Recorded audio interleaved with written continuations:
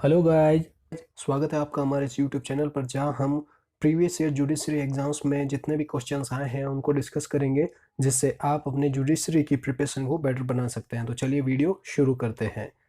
तो सबसे पहला क्वेश्चन है, भारतीय साक्ष्य अधिनियम की धारा 138 के अनुसार परीक्षा का क्रम क्या होगा? According to section 138 of the Indian evidence act, what shall be the order of examination? Examination का जो क्रम है, जो सीक्वेंस है, वो क्या होगा? तो ऑप्शंस दिए गए हैं। तो पहला ऑप्शन देखते हैं। पहला ऑप्शन है मुख्य परीक्षा, प्रति परीक्षा और पुनः परीक्षा।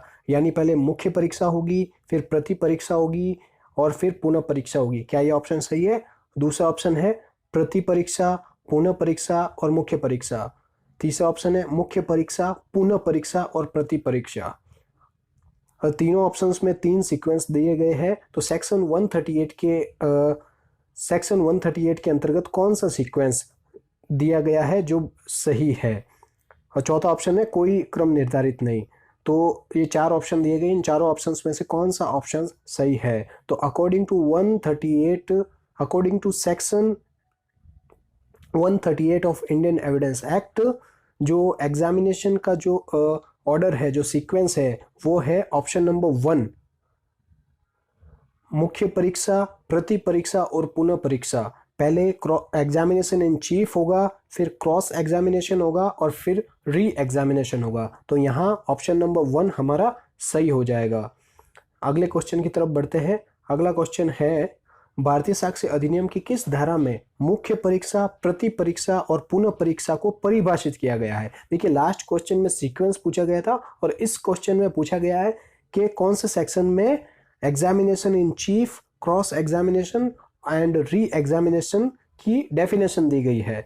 तो ऑप्शंस है सेक्शन 135, 136, 137 और 138। तो इसका सही आंसर हो जाएगा ऑप्शन नंबर 3, सेक्शन 137 में मुख्य परीक्षा, प्रति परीक्षा और पुनः परीक्षा को परिभाषित किया गया है, यानी डिफाइन किया गया है। नेक्स्ट क्वेश्चन की तरफ चलते हैं।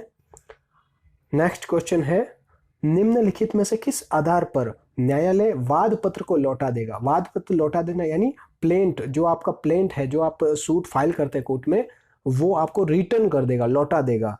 ठीक है, यहाँ खारिज कर देना और लौटा देना 2 अलग अलग वर्ड है। तो यहाँ पूछा गया है कि कौन से आधार पर, कौन से ग्राउंड पर कोर्ट आपका जो प्लेंट है वो आपको रिटर्न कर देगा। ठीक है, ऑप्शंस देखते हैं। वाद पत्र वाद हेतुक प्रकट नहीं करता है।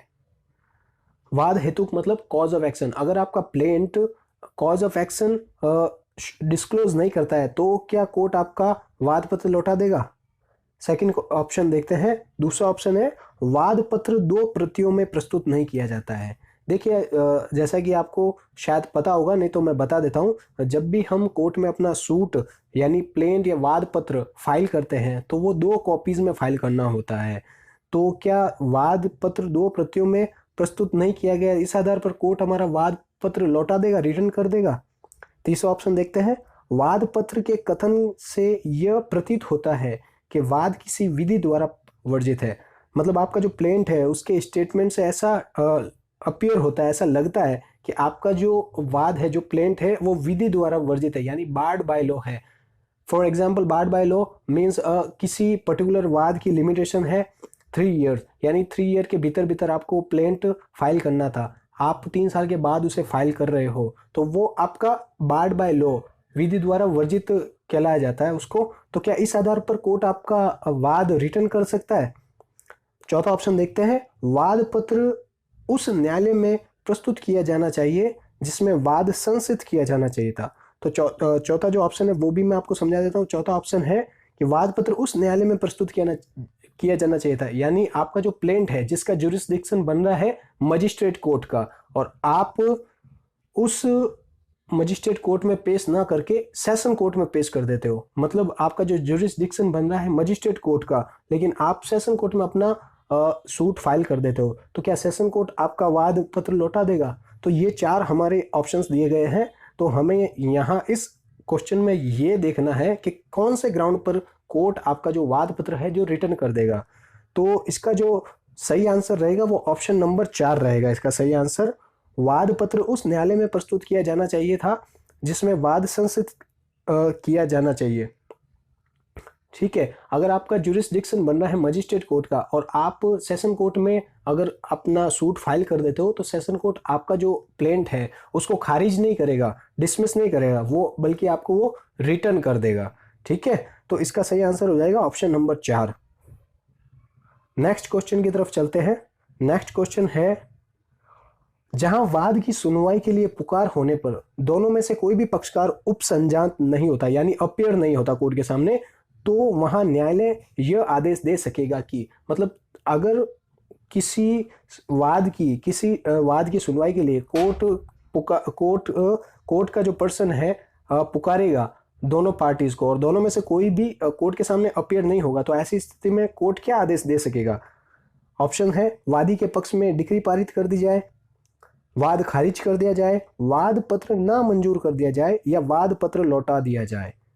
ठीक है, तो ये 4 ऑप्शंस में से सही आंसर इसका हो जाएगा ऑप्शन नंबर 2। अगर वाद की सुनवाई के लिए पुकार होने पर दोनों में से कोई भी पक्षकार कोर्ट के सामने अपीयर नहीं होता है, उपसंजात नहीं होता है, तो वहां कोर्ट आदेश देगा कि इस वाद को खारिज कर दिया जाए। तो ऑप्शन नंबर 2 हमारा यहाँ सही आंसर हो जाएगा।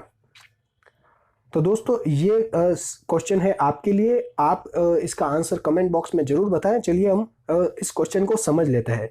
किसी तथ्य को साबित करने के लिए कितने साक्षी उपेक्षित होंगे? How many number of witnesses will be required for the proof of any fact, मतलब किसी एक तथ्य को साबित करने के लिए कितने साक्षी, कितने विटनेस हमें रिक्वायर्ड होंगे? तो ऑप्शन है, कोई संख्या निश्चित नहीं, कम से कम एक चक्षुदर्शी साक्ष्य यानी एक आई विटनेस कम से कम, और तीसरा ऑप्शन है 2 साक्षी, तीसरा ऑप्शन है 3 साक्षी। तो दोस्तों इस क्वेश्चन का आंसर आप कमेंट बॉक्स में जरूर बताएं। मिलते हैं नेक्स्ट वीडियो में